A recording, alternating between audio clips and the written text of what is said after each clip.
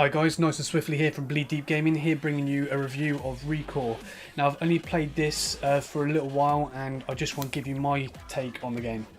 Now when you first get into this game you get welcomed by this wide massive landscape with this dust filled land where they really do get to show off the graphics in the game. Once you finally get to start moving, I was a little bit disappointed with how far I had to walk. To be able to get to even the start of the mission to actually start fighting anybody. Although I think that is a good way of doing it for certain people that aren't used to how the game is played or the controls or anything like that. I picked up on it pretty quick. I think a few people it might take a little while to get used to, just because when you go to aim on things it automatically locks and starts shooting what it is that you're aiming at, rather than you having to aim yourself like you would do in a normal first person shooter. Where this is a third person, they have made that side of it work quite well. I just didn't like the fact that it just auto-aimed. I preferred doing that side of it myself. I'm sure that you can do it without if you just didn't use the aiming button. Now the idea behind putting gates in the game, which are basically just robots creating a current of electricity to stop you from passing that area, I think is a really good way of sort of like slowing down the player and giving them a little bit extra to think about before they continue. But when it comes to using the auto aim, same when you're actually fighting enemies, it does make the game play a little bit boring as it does everything for you.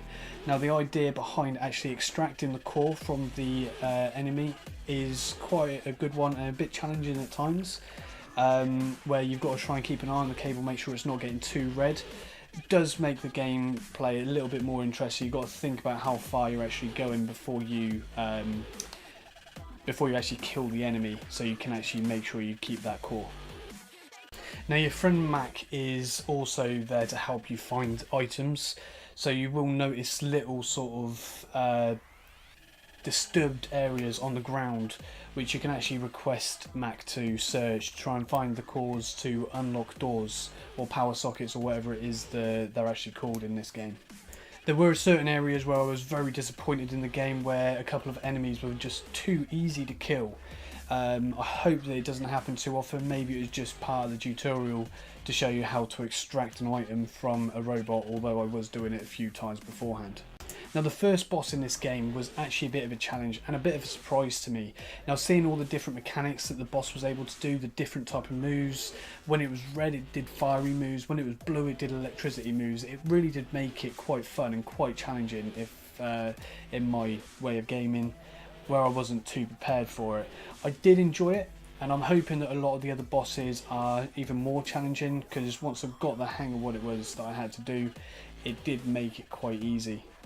Now although the moves were actually a bit of a surprise and where I wasn't too ready for what it was that you had to do, the manoeuvring around the boss's attacks were quite easy. When it came to trying to actually extract the core from the boss, I started to get quite frustrated with myself, because you had to do it once and then as soon as that core, the extraction core line actually broke, you had to break through the shield and then go for it again, and it just started to get a little bit frustrating, and for me I found it quite challenging where they didn't explain it too well. I think that's something that they could do a little bit better, rather than people having to go through the first boss over and over and over and over again. Maybe they might get a little bit bored and frustrated with it. Now once you've completed the boss and you start heading back to your crawler, you are met by a couple of monsters. They're not too hard to defeat. Once you've done that, you finally get into the crawler and you actually find out a bit more about the story, about how it seems like everything's abandoned. Now the idea behind the storyline in this game I think work really well. There are a few things that I didn't get on too well with, which is things like the auto aiming makes it a bit too easy when you're trying to defeat enemies, but there are ways around it. But on the whole it is a really enjoyable game. I hope you guys like it. Let me know what you think in the comment section below. If you have bought the game and having the same ideas of me with the auto aim, let me know as well. If there was things that you don't agree with in this video, again, drop it below. I look forward to seeing you guys in the next video, and thank you for watching. Don't forget to hit that subscribe button and share with your friends. Thank you.